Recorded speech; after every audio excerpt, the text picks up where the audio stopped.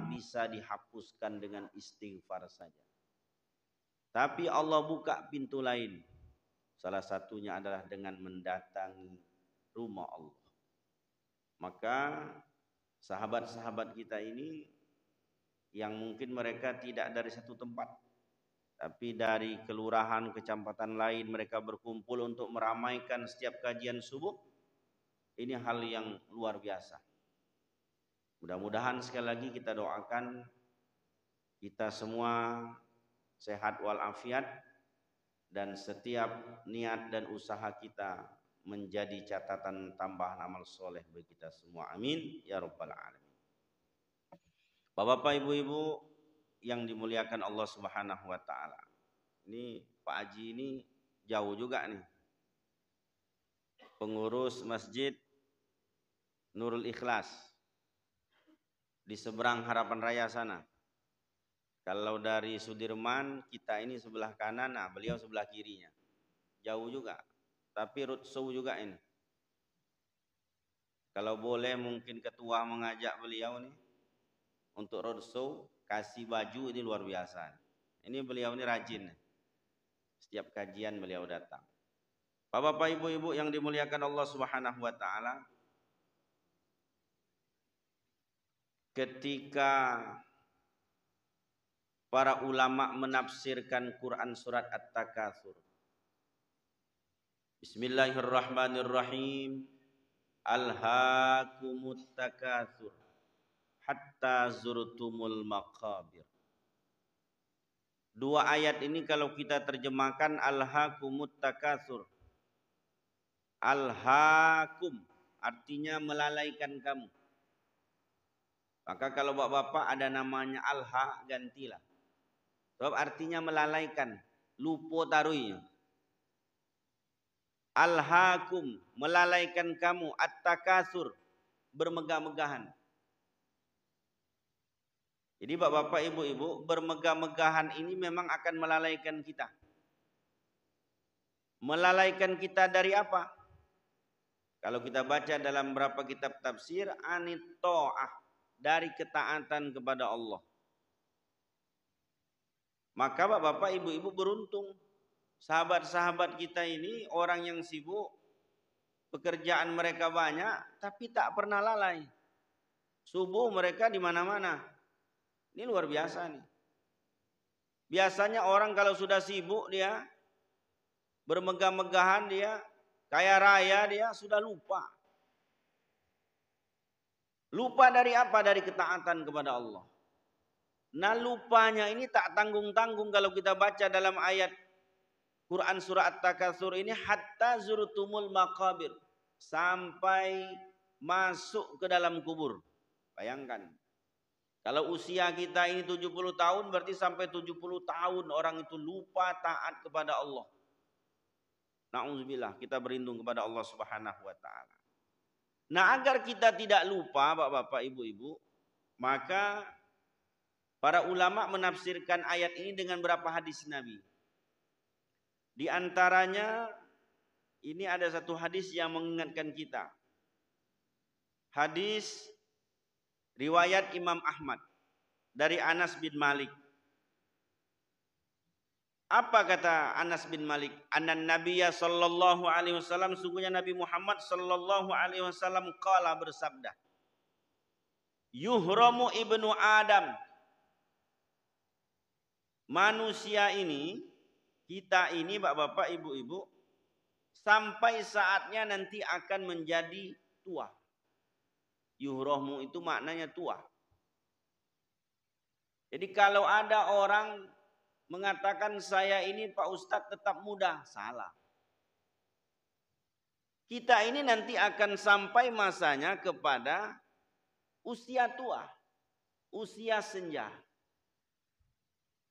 Maka bapak-bapak, ibu-ibu, kalau kita lihat dalam waktu sholat itu, subuh, zuhur, asar, maghrib, isya.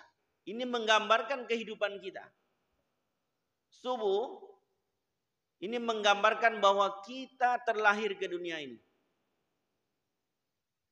Malam itu kan gelap gulita.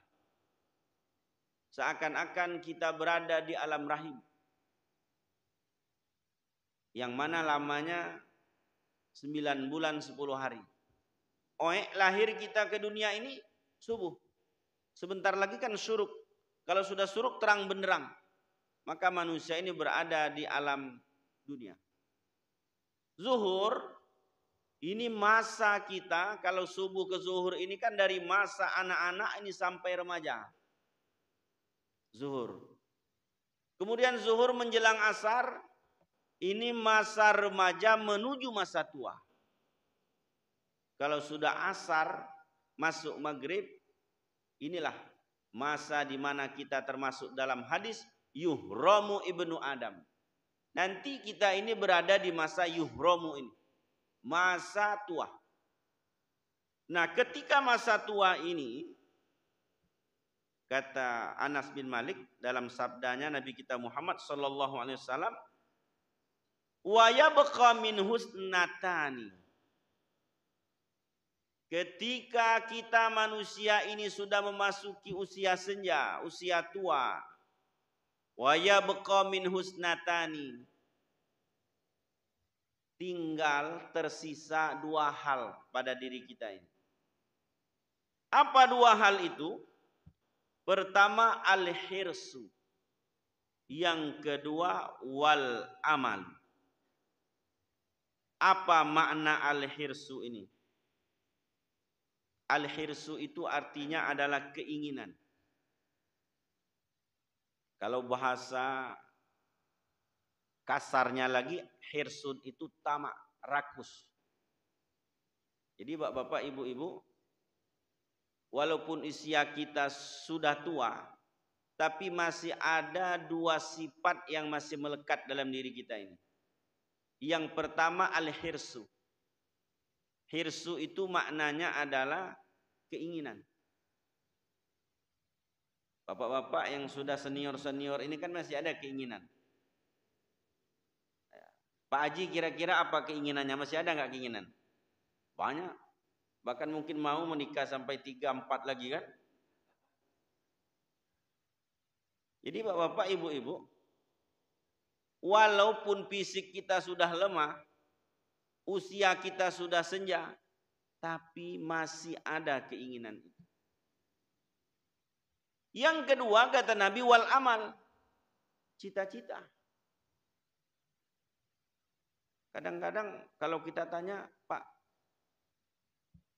atau tuh, atau ada cita-cita, aduh, ambo punya cita-cita mau jadi polisi. Mak ikut sambo? Enggak lah. Misalnya kan. Jadi dari dulu cita-cita mau jadi polisi, tapi tak jadi-jadi. Masih ada. Maka bapak-bapak, ibu-ibu, 2 hal ini tidak mengenal usia. Sampai tua masih ada melekat dalam diri kita. Al-hirsu wal amal. Kita masih punya keinginan, kita masih punya cita-cita. Oleh karena itu, Pak Bapak, Ibu-ibu yang dirahmati Allah Subhanahu wa taala, keinginan dan cita-cita ini mesti diarahkan kepada keinginan yang baik dan cita-cita yang baik. Pak Bapak, Ibu-ibu yang dimuliakan Allah Subhanahu wa taala. Kenapa demikian? Karena kalau tidak kita arahkan kepada hal yang baik, inilah yang masuk kategori dalam ayat tadi akan melalaikan kita. Tapi kalau keinginan kita arahkan kepada keinginan yang baik, cita-cita kita arahkan kepada cita-cita yang baik, inilah nantinya akan menjadi orang yang husnul khotimah. Maka bapak-bapak, ibu-ibu yang dirahmati Allah Subhanahu wa taala, kalau sudah tua masih ingin dan cinta kepada dunia, itu alamat. Kalau kita baca dalam beberapa kitab tentang ruh, kalau sudah lewat umur di 40 tahun, saya yakin yang ada di dalam ini tak banyak yang di bawah 40 tahun. Kawan-kawan yang subuhan ini hanya berapa orang saja mungkin yang belum 40 tahun. Tapi sisanya udah di atas 40 tahun. Iya bang? Nah, kalau sudah lewat 40 tahun, masih kita ini cinta dengan dunia. Belum ada keinginan kita untuk dekat dengan agama ini. Belum ada kekuatan kita untuk mendekatkan diri kepada Allah. Maka bapak-bapak, ibu-ibu, setan akan mengusap muka kita. Apa kata setan? Selamat, waanglah menjadi pengikut ambo. Kalau setannya itu dari Bengkinang. Kalau setannya itu berasal dari Jawa, beda lagi bahasanya. Maka bapak-bapak, ibu-ibu, kita bersyukur ini.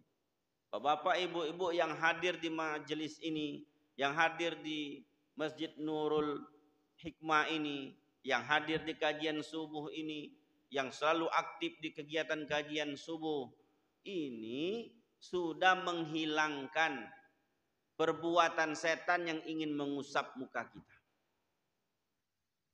Maka bapak-bapak, ibu-ibu, kita geleng-geleng kepala kadang.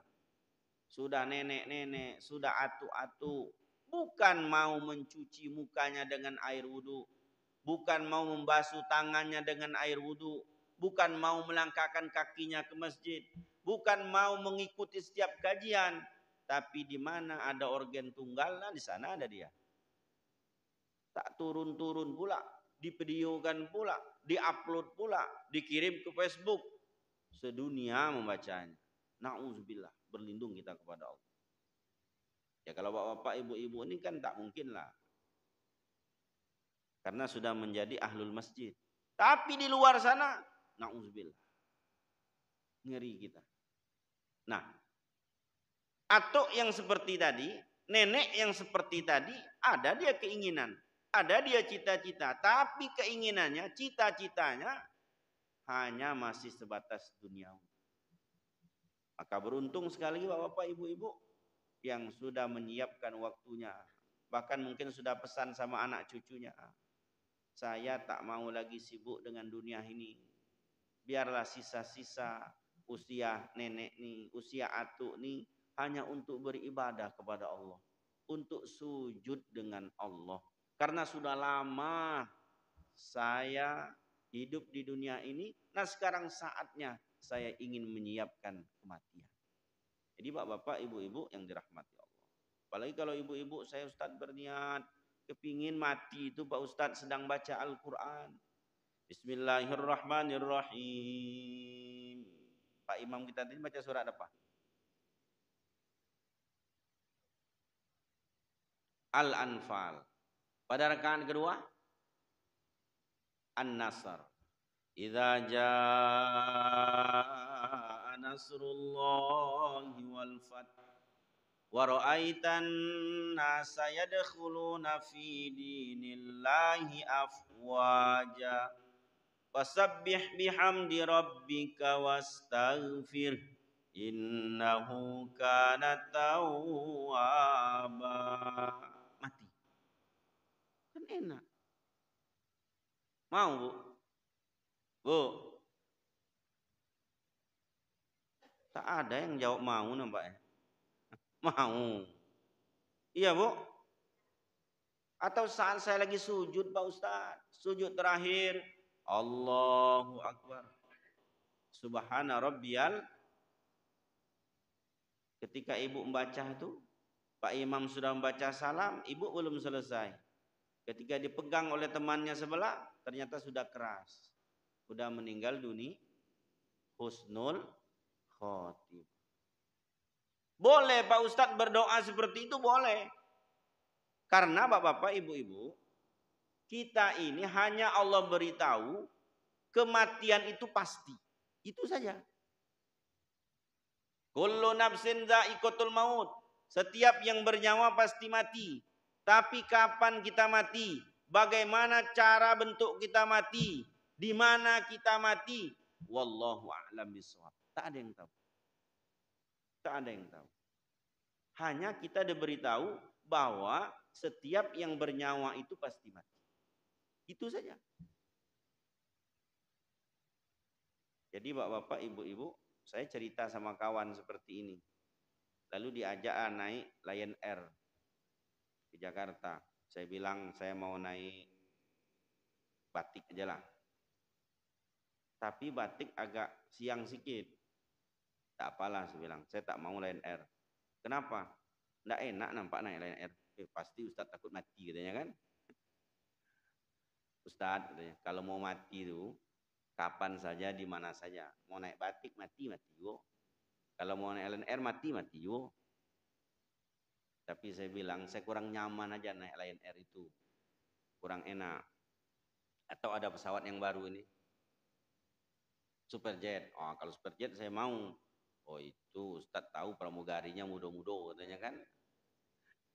Jadi bapak-bapak, ibu-ibu yang dirahmati Allah Subhanahu wa taala. Kita tak tahu. Tapi boleh kita berusaha, boleh kita berdoa agar saat kita mati itu masuk kelompok husnul khotimah. Maka ada doa, Allahumma khtim ajalana wa a'malana bi husnil khotimah. Ya Allah, tutuplah usia saya. Ya Allah, akhirkanlah kehidupan saya ini, amal saya ini dalam kondisi husnul khotimah. Salah satunya seperti tadi, ya Allah. Kalau boleh aku meminta, ya Allah, ketika menghembuskan napas terakhir saat saya sedang membaca Al-Quran, sehingga saya masuk kelompok orang yang husnul khotimah. Boleh. Tapi ibu ya harus mengaji. Tak mungkin mau mati saat baca Al-Quran, tapi ngaji tak pernah. Baca Quran tak pernah. Tapi kalau ibu mengaji taruh, ba'da sholat ibu mengaji baca Al-Quran 5 kali setiap hari dan malam Pak Ustadz. Kadang ditambah lagi sebelum tidur Pak Ustadz, berarti 6 kali. Kadang-kadang ditambah lagi Pak Ustadz setelah duha 7 kali. Kadang-kadang saya tambah lagi Pak Ustadz sebelum zuhur dan asar, bisa 10 kali. Kalau seperti itu wajar. Dia berusaha saat Allah Subhanahu wa taala melalui malaikatnya mencabut ruhnya, mengambil nyawanya, dia sedang membaca Al-Quran. Jadi bapak-bapak, ibu-ibu yang dirahmati Allah Subhanahu wa taala. Saya kepingin Pak Ustadz, saat saya meninggal itu saya lagi di majelis ta'lim. Bagus. Kalau saya berkeinginan, Bang, kalau mati itu tak usah repot-repot, jangan sakit lagi saat ceramah mati. Nah, paling jamaah yang repot di mana rumah Ustadz ini, kan? Karena beberapa orang teman saya ada yang meninggal saat dia baca khutbah, luar biasa. Saya pun terharu saat baca khutbah, kemudian terjatuh, bawa rumah sakit, tak sempat lagi meninggal dunia. Oh, ini luar biasa. Maka itu bapak-bapak, ibu-ibu yang dirahmati Allah Subhanahu wa taala, boleh kita berusaha, boleh kita berkeinginan, boleh kita berdoa agar saat kita mati dalam kondisi husnul khotimah. Salah satunya dalam berbuat kebaikan. Apakah dalam beribadah, ataukah ketika membaca Al-Quran, atau saat sujud, atau saat berbuat baik lainnya. Sedang kita memasukkan uang di kotak infak, meninggal dunia. Luar biasa. Bapak, ibu-ibu yang dimuliakan Allah Subhanahu wa taala. Maka dalam doa itu pun biasanya bukan hasnah husnul khotimah, tapi ditutup di akhir doa itu wala takhtim ajalana wa a'malana bisu'il khotimah. Jangan engkau tutup usiaku ini ya Allah, amal perbuatanku ini ya Allah dalam kondisi su'ul khotimah. Maka bapak-bapak, ibu-ibu, boleh kita masih ada keinginan, boleh kita masih ada cita-cita menunjukkan bahwa kita ini sehat, waras. Kata kawan kalau di grup itu, kenapa saya bilang assalamualaikum, saya memberitahu bahwa saya masih hidup, katanya gitu kan. Tapi kalau tak ada lagi komen di grup itu, orang bertanya-tanya, ini masih hidup atau sudah meninggal dunia. Jadi kalau ada teman-teman ini yang grup subuhan ini, sudah 3 kali tak datang, ditelepon tak diangkat, datangi ke rumahnya. Apa masalahnya? Kalaupun dia masih hidup akan diangkatnya, akan dijawabnya. Kalau ditengok ternyata masih sehat, masih hidup, alhamdulillah. Jadi pengurus masjid, kalau ada jamaah kita yang biasanya rajin, sekarang tak lagi rajin, perlu dipertanyakan. Buat pengumuman depan itu. Bapak ibu-ibu berita kehilangan. Ternyata kehilangan jamaah. Saya takut dibilang pengurus masjid dekat rumah kehilangan jamaah, maka biasanya kami punya grup. Saya komen, saya lagi di luar kota. Berarti Ustadz luar kota. Saya lagi mengisi di tempat lain. Tengoknya tak ada Ustadz kemana. Maka itu bapak-bapak, ibu-ibu perlu. Tak ada masalahnya. Kalau kita ingin berdoa kepada Allah, meminta kepada Allah agar kita ini akhir kehidupan kita termasuk husnul khotimah. Bapak-bapak, ibu-ibu yang dirahmati Allah Subhanahu wa taala. Kalau berdoa mesti yakin. Jangan doa tak yakin. Jadi ketika berdoa, ya Allah, tutuplah usiaku dan amalku termasuk husnul khotimah, yakin. Maka ada beberapa hadis Nabi yang mana dalam hadis ini menuntut kita kalau berdoa itu mesti yakin. Wala taqul fid doa, jangan kamu ucapkan, jangan kamu katakan ketika kamu berdoa, Allahumma gfirli, ya Allah ampunilah aku in syi'ta, kalau kau mau. Allahumma arhamni, ya Allah kasih sayangilah aku in syi'ta, kalau kau mau. Tak boleh kata Nabi. Jangan, ya Allah, kalau kau mau mengampuni dosaku, ampunilah. Kalau kau tak mau, enggak apa-apa. Enggak boleh. Itu namanya orang tak yakin. Ibu minta uang kepada suami, Bang, hari ini kan hari Ahad. Ya, siapa pula bilang hari Senin? Biasanya kalau hari Ahad ini kan mama ke pasar. Oh, kalau abang punya uang, kasihlah bang. Tapi kalau abang tak punya uang, enggak apa-apa. Kira-kira ngasih uang enggak suaminya? Tak akan ngasih. Maka bapak-bapak, ibu-ibu, kepada Allah kalau meminta pun mesti yakin. Tak boleh. Ya Allah, dosaku ini ya Allah luar biasa banyaknya. Bagaikan buih yang ada di lautan. Tapi kalau engkau mau mengampuni, alhamdulillah. Tak engkau mengampuni, tak apa-apa. Terserahmu ya Allah. Tak boleh. Ini bapak-bapak, ibu mesti yakin kita. Orang yang tak yakin ini, kan ada dalam hadis qudsi itu. Ana inda zonni abdi bi. Saya, kata Allah, sesuai dengan prasangka hambaku. Bagaimana kita berprasangka kepada Allah, itulah yang akan Allah jawab. Maka agar doa kita dikabulkan tadi, mesti kita yakin bahwa Allah mengabulkan doa kita. Mintanya pun dengan cara yang meyakinkan. Jangan meragukan. Yang kedua, bapak-bapak, ibu-ibu yang dirahmati Allah, kalau sudah yakin kita dalam berdoa, kan dalam doa itu jangan lupa bapak ibu membaca auzubillah sebelum berdoa, auzubillahi minasyaitonirrajim. Yang kedua baca basmalah, bismillahirrahmanirrahim. Yang ketiga baca hamdalah, alhamdulillahirabbil alamin. Itu kan yang paling pendek. Yang keempat baca sholawat. Agar doa kita dikabulkan Allah, jangan lupa baca sholawat. Karena kata Nabi, tidak akan dikabulkan sedoa itu kalau tidak dibacakan sholawat di dalamnya. Maka baca sholawat. Paling pendek lah. Allahumma salli ala Muhammad. Cukup. Kalaupun mau panjang boleh. Salatan tunjina biha min jami'il ahwali wal afat. Wa taqdilana biha jami'al hajat. Wa tutahhiruna biha min jami'is sayiat. Wa tarfa'una biha indaka a'lad darajat. Wa tuballighuna biha aqsal ghayat min jami'il khairat fil hayati wa ba'dal mamat. Itu selawat semua tuh. Jadi ada auzubillah, ta'awuz, ada basmalah, ada hamdalah, ada selawat, baru berdoa. Isi doa apapun. Tapi lebih baik Bapak Ibu-ibu awalilah doa itu dengan mendoakan kedua orang tua kita. Allahumma gfirli wali walidayya warhamhuma kama rabbayani shaghira. Kalau orang tua itu sudah mati, doakan pula. Allahumma firlahu warhamhu wa'afihi wa'fu anhu wa akrim nuzulahu wasi' madkhalahu wa adkhilhu jannata maswahu.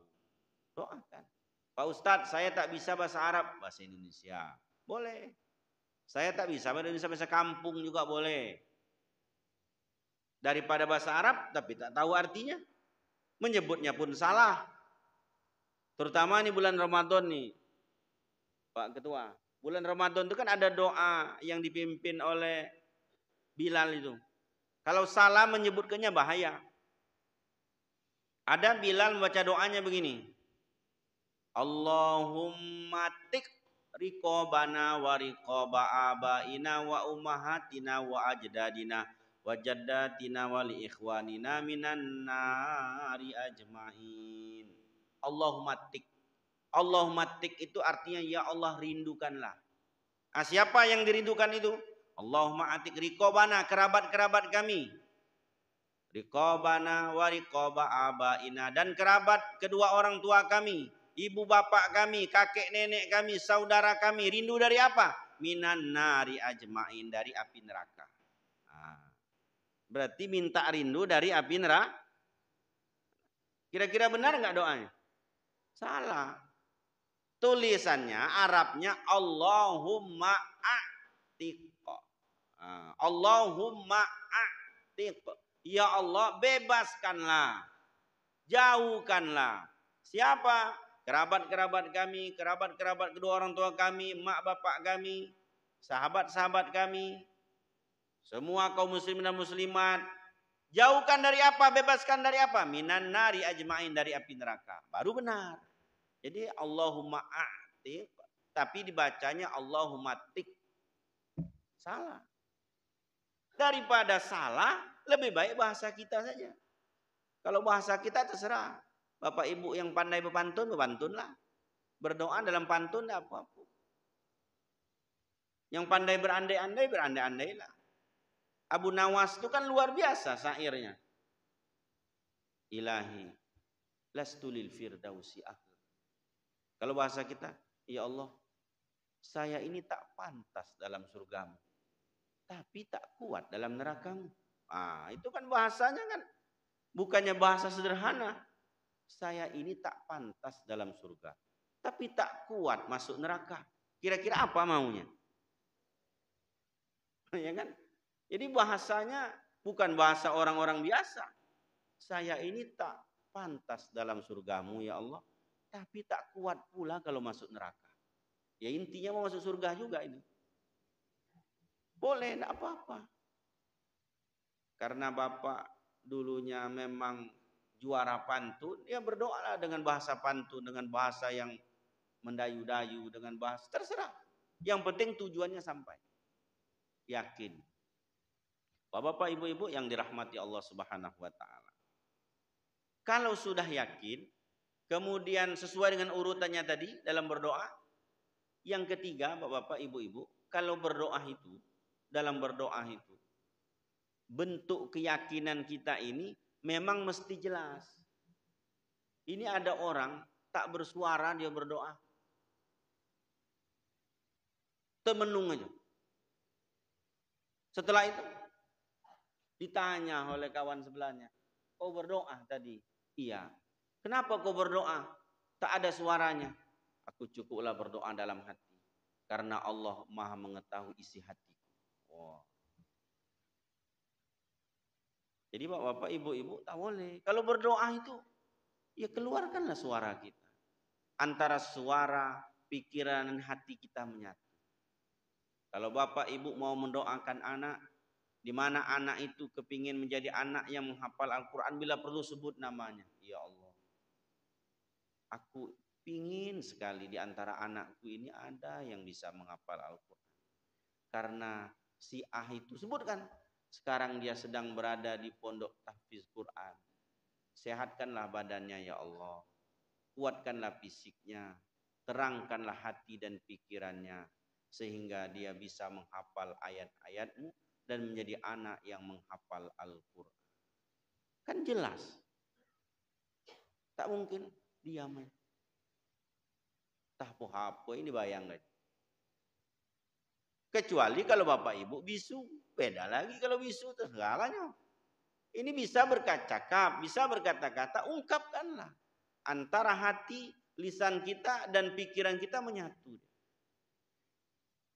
Tapi kalau anak-anak muda, Pak, beda lagi doa. Ada anak muda yang berdoa cepat. Bismillahirrahmanirrahim. Ya Allah, doaku masih seperti bulan kemarin. Walhamdulillahirabbil alamin. Iya, karena belum dikabulkan Allah jadi masih seperti bulan kemarin. Alhamdulillahirabbil alamin. Nah, itu yang diikuti anak muda seperti itu. Jadi bapak-bapak, ibu-ibu yang dirahmati Allah, mesti yakin doanya. Bapak-bapak, ibu-ibu yang dirahmati Allah. Nah, kalau kita, bapak-bapak, ibu-ibu, menyadari bahwa walaupun usia kita ini sudah tua, tapi masih ada keinginan kita, masih ada cita-cita kita. Mari keinginan dan cita-cita itu kita arahkan kepada hal yang baik. Sebab bapak ibu-ibu, kalau sudah tak tua lagi, kalau sudah kita ini dicabut nyawa kita, sudah menjadi mayit kita, keinginan yang baik, cita-cita yang baik inilah yang nantinya akan menjadikan kita orang baik dan menjadi amal soleh bagi kita. Sebab kalau kita sudah meninggal dunia, ini hadis selalu disampaikan ustadz-ustadz yang lain. Saya hanya mengingatkan kembali. Hadis tetap dari Anas bin Malik. Kata Anas bin Malik, qala Nabi sallallahu alaihi wasallam, Nabi bersabda, yatsba'ul mayyitu salasa. Kalau kita ini sudah meninggal dunia, sudah lewat masa tua tadi, sudah tak lagi di dunia ini, sudah jadi mayit, yang ngikuti kita ada 3. Di mana 3 ini kata Nabi, fayarji'ani, ada 2 di antaranya nanti akan pergi, akan pulang meninggalkan kita. Wa yabqa wahidun, 1 yang tetap setia menemani kita. Mana 3 hal ini?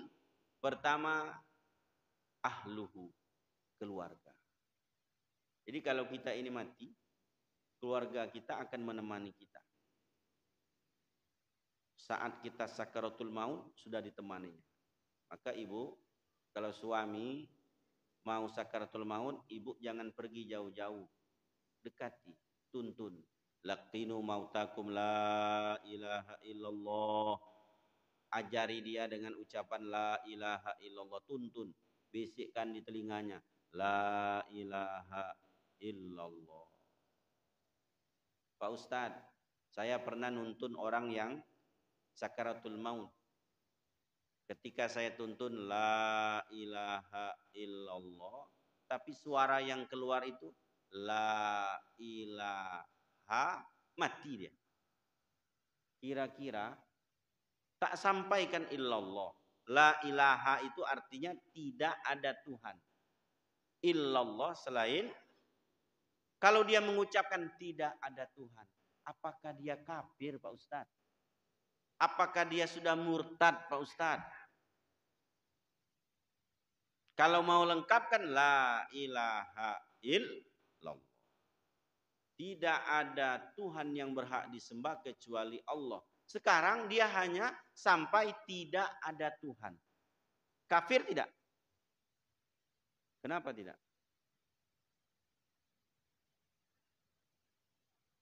Ya, bisa saja. Ucapannya hanya sebatas la ilaha. Tapi hati dan pikirannya sudah sampai ke illallah. Jadi kita mesti berhusnuzon. Apalagi dari awal dia ini memang seorang muslim. Kecuali kalau dari awal dia bukan muslim. Karena dia seorang muslim, maka kita tuntun. Laqinu mautakum la ilaha illallah. Maka tidak kafir. Jadi bapak-bapak, ibu-ibu, kalaupun bapak, suami ibu, atau seorang bapak, suaminya, istrinya, sedang sakaratul maut, jangan ditinggalkan tuntun. Untuk membaca la ilaha illallah. Ini kadang-kadang ada pula istri takut. Kenapa? Abang tuh Pak Ustadz waktu sehat marah-marah terus Pak Ustadz. Saya takut ketika sakaratul maut masih marah juga. Tak adalah ceritanya. Kalau udah sakaratul maut tak bisa lagi marah ya. Jadi bapak-bapak, ibu-ibu tuntun. Karena khawatir kalau tidak dituntun nanti yang menuntunnya setan. Na'udzubillah. Tak termasuk dia husnul khotimah, bahkan dia masuk ke kelompok su'ul khotimah. Dibisiki setan. Nabi Ketika pamannya Abu Thalib meninggal dunia kan beliau tuntun. Ya am, wahai pamanku, kul, katakan la ilaha illallah. Kalimat la ilaha illallah. Kalau engkau katakan ini wahai pamanku, kalimat ini akan menjadi saksi bahwa paman masuk Islam dan paman akan selamat. Mendengar Nabi membisikkan, diamlah Abu Thalib. Datang Abu Jahal. Dibisikkan pula ke telinga Abu Thalib. Ya Abu Thalib, wahai Abu Thalib, relahkah engkau meninggalkan agama bapakmu Abdul Muthalib? Diam pula Abu Thalib. Dibisikkan oleh Nabi, wahai pamanku, bacalah la ilaha il. Kalimat ini akan menjadi saksi bagi paman. Datang Abu Jahal, wahai Abu Thalib, memang rela kau meninggalkan agama bapakmu Abdul Muthalib? Bisikkanlah lagi oleh Nabi. Akhirnya apa kata Abu Thalib? Saya tetap pada agama bapak saya Abdul Muthalib. Maka Abu Thalib di akhir kehidupan dia tidak dalam kondisi beragama Islam. Maka Nabi menangis luar biasa. Sedih Nabi. Turunlah ayat.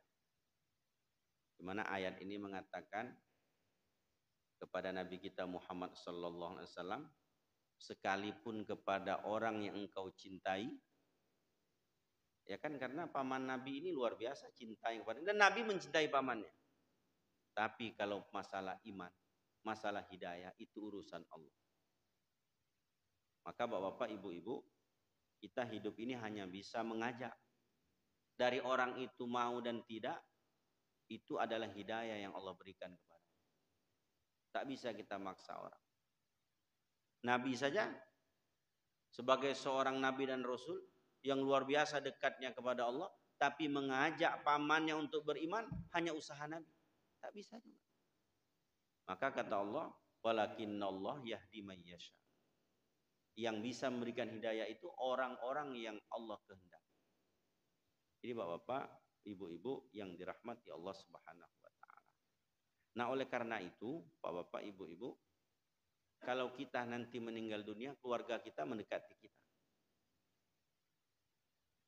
Kalau kita masih punya istri dan anak akan mendekat kita.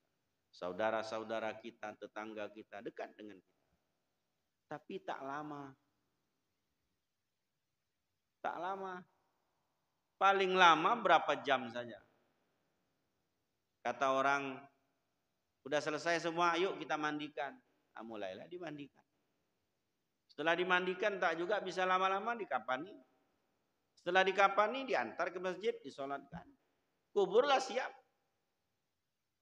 Belumlah kita tinggalkan rumah kita, kuburan sudah disiapkan oleh jamaah. Begitu cepatnya disuruh kita ini masuk dalam kubur. Tak ada yang sanggup mendengarkan kita lama-lama. Jadi bapak-bapak, ibu-ibu yang dirahmati Allah. Nah, saat itulah keluarga mendampingi kita. Harta kita akan mendampingi kita. Tapi kata Nabi, keluarga dan harta ini sampai bibir kuburan saja. Setelah itu pergi. Nah, yang kekal itu wa amaluhu adalah amal kita. Maka bapak-bapak, ibu-ibu, kita ini dituntut untuk senantiasa meningkatkan amal soleh. Karena keluarga tadi, harta tadi, tak bisa menemani kita dalam kubur. Walaupun saat muda, bapak ibu lah berjanji akan sehidup semati. Ya tak, Bu? Tapi kalau sudah ada yang mati, ada yang mau mati lagi? Tak mungkin lah. Bang, itulah berjanji dong bang. Kalau abang mati, saya mati. Abang masuk kubur, abang ikut juga. Nggak ada citonya. Atau bapak, saya udah berjanji dek. Kalau adik mati, saya pun ikut mati. Saya masuk kubur juga. Pasti kata masyarakat, jangan Pak RT. Lubang liang lahat hanya satu, Pak RT tidak dua doh. Tidak boleh, dimarah sama Pak RT-nya kan. Maka bapak, ibu-ibu yang dirahmati Allah, itu semua akan meninggalkan kita. Nah, amal kita inilah yang wujudnya tidak nampak, tapi dia akan setia kepada kita.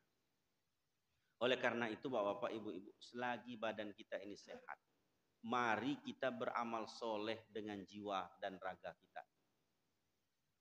Sholat itu kan tak lama. Hari ini lama itu karena ada kajian subuh. Kalau tak ada kajian subuh paling 10 menit selesai. Hari ini agak lama karena ada kajian subuh. Kemudian ibu-ibu sudah menyiapkan pula sarapan pagi. Agak lama sedikit. Ada sarapan pagi, Bu? Ada. Itulah lama sedikit. Kalau enggak itu kan biasa-biasa saja.